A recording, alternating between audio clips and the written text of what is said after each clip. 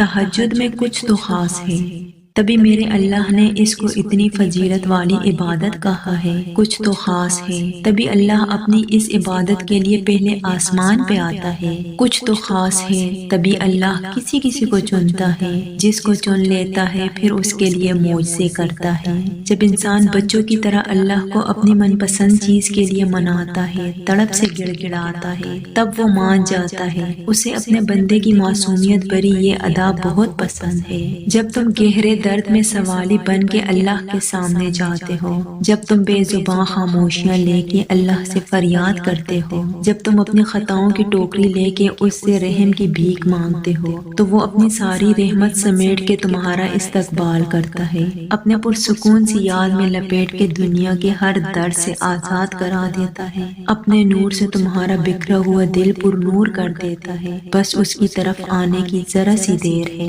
جس رات نیند نہ آ رہی ہو، اس رات اللہ چاہتا ہے مجھ سے میرا بندہ باتیں کرے، اپنے دل کا بوجھ ہلکا کرے، جو بھی دل میں ہے وہ سب کہہ دے، آنکھوں میں جتنے بھی آنسو جو تم نے کب سے چھپائے ہوئے ہیں ان کو بہا دے، کیونکہ اللہ کے علاوہ کوئی بھی نہیں جو تمہارے دل کا بوجھ ہلکا کر سکے۔ اس کے در پہ جا کے صرف ایک بار بے شک ہلکا سا ہی کہہ دو، اللہ میرے پیارے اللہ، میں آ گئی، بس مجھے تھام لے، اپنی رحمت کے سائے میں مجھے سمیٹ لے، کوئی نہیں آپ کے سوا جو مجھے سنے، پھر تم دیکھنا کیسے وہ تھام لے گا۔ اور وہ رات تہجد کی رات سے بہتر کوئی رات نہیں۔ کن سے فیکون وہ مقام جہاں ہر قصہ ہر شے اپنی منزل پا لیتی ہے۔ تمہیں کیا لگتا ہے تم تو مانگ بھی نہ سکو اگر وہ توفیق نہ دے؟ وہ تمہیں آزمائے گا اور تمہیں اس کا بہترین اجر بھی دے گا۔ بس کبھی غلط گمان نہ رکھنا، دیر کا مطلب انکار نہیں بلکہ انتظار ہوتا ہے بہترین وقت کا۔ اللہ نے ہر چیز کا وقت مقرر کیا ہے،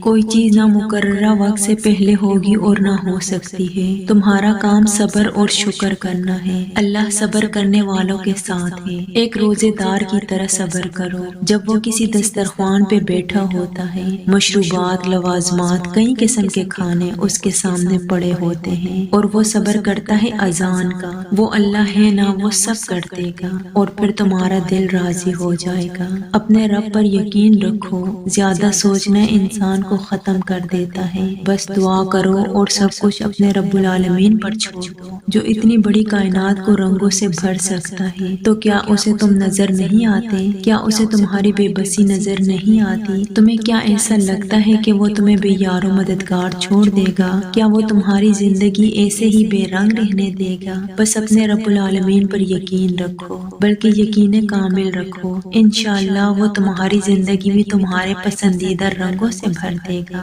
وہ تمہاری ہر دعا پر کن فرما دے گا۔ اگر ویڈیو اچھی لگے ویڈیو کو لائک، چینل کو سبسکرائب اور شیئر ضرور کیجیے گا۔ جزاک اللہ۔ اللہ تعالی ہم سب کا حامی و ناصر ہو، آمین۔